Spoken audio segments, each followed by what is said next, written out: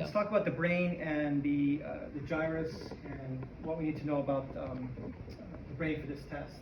So, if you think of the skull, the brain as a boxing glove, okay, you can see it's a crude drawing, but we have the temporal lobe is the thumb, and right now we're facing forward. Pen here. So this is anterior, and this is posterior. All right, so on the brain, there's going to be these parts of brain matter. They're called gyrus. Right? Each one is called a gyrus, and a little squiggly part in all the brains. And in between each gyrus is a space, and those spaces each space is called a sulcus. So a sulcus is a space. The gyrus is the brain matter itself. But we're going to talk about these two particular gyrus. I just call it one blue and one red, right? And then that little squiggly black line in the middle, since it's somewhat in the center of the brain, we're going to call that the central sulcus. All right, so if we were to start anterior and work our way posterior, okay, we haven't reached the sulcus yet, the central sulcus, but we have reached this first gyrus. Since we haven't reached the sulcus yet, we're going to call it the precentral gyrus, which is the blue. Then we reach the central sulcus. We're still traveling back. Then we reach this gyrus, which is now after the central sulcus, or post-central gyrus. Each one play a particular part in motor and sensory functions in our body.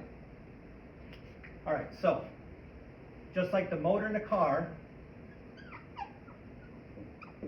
is in front, okay, this gyrus controls motor. So, as we travel back again from anterior to front, anterior to posterior, motor's in the front, precentral gyrus controls motor function and a particular body part, and we'll get into that in a moment.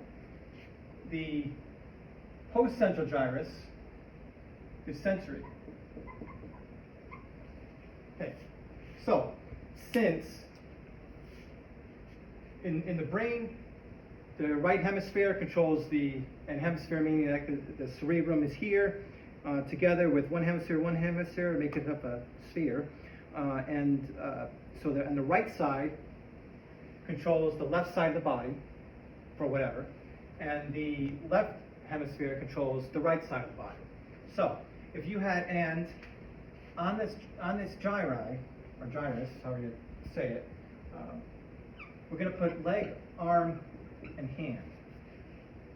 So along this gyrus, we have a leg, an arm, and a hand. Now where the gray area is, where one turns into the other, yeah, there's a little gray area, but let's just, for sake of here, we're just going to call it, we're just going to put it right in the center of each one. So like right there, and right there, and right there. All right. Just for the sake of this class right now. So if you had a lesion there, or a problem here, since this is the right hemisphere, right? So if we were to, here's the brain, right? The only way I could draw this with the thumb being the temporal lobe is like this. Because if I were to draw the left side, I'd have to draw it like that. And it's not. The thumb points forward of that boxing glove. The thumb, which is a temporal lobe, points forward. So this is the right hemisphere. So if we had a lesion there, we can start off saying, since it's the right hemisphere, it controls the left side of the body. So, left. It's in the head region. So that one, we'll put head. And since it's on the postcentral gyrus, which is sensory, the last part of that question is going to be sensory. So, if you had a lesion there where that dot is, it's the left side of the body, left head, sensory. If we had it over here, okay, still right hemisphere, left. Now we're up in the leg part, right? Leg here, leg here. So it's left, leg, but now we're in the precentral gyrus, so it's motor.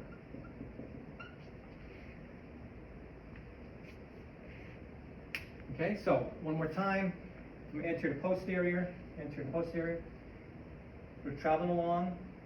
First gyrus we come to, before the central sulcus, we're going to call precentral gyrus. Now we could call it the precentral sulcus gyrus, but it's just kind of, it's a long way to say it, so we're just going to get rid of that sulcus there. We're just going to call it the precentral gyrus. This one we could call the postcentral sulcus gyrus, but instead we're going to take off the sulcus and just call it the postcentral gyrus. Now remember, gyrus is the brain matter itself. Sulcus is the space. All right.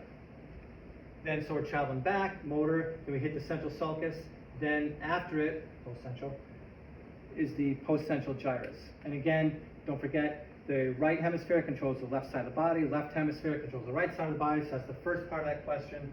Remember, HAL, H-A-L, leg on top, and so whatever area, that's going to control that part of the body, again, left head. Postcentral is gyrus, postcentral is sensory, precentral is motor. So if we look at an actual, like a model, can you see me okay? Mm-hmm. Okay. We find the space, and let's do it on a part that doesn't have it already colored. And I'm going to color it. Even on the brains of the cadavers, you can usually find the sulcus that runs from the top down to the temporal lobe.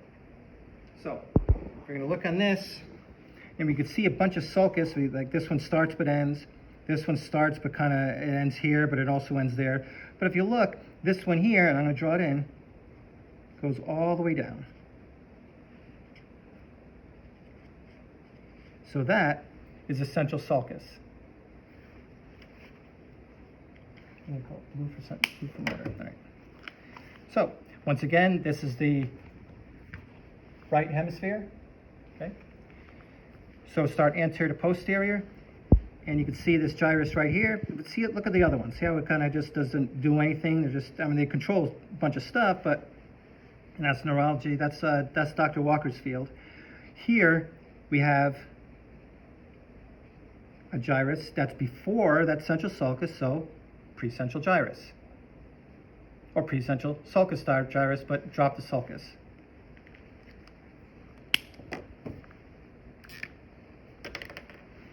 And this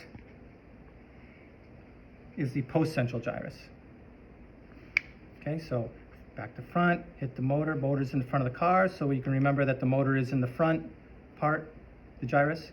Okay, so precentral gyrus, central sulcus, postcentral gyrus.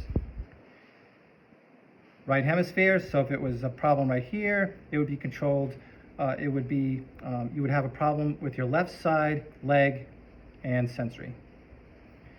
If it was down here, you would have left side, head, motor.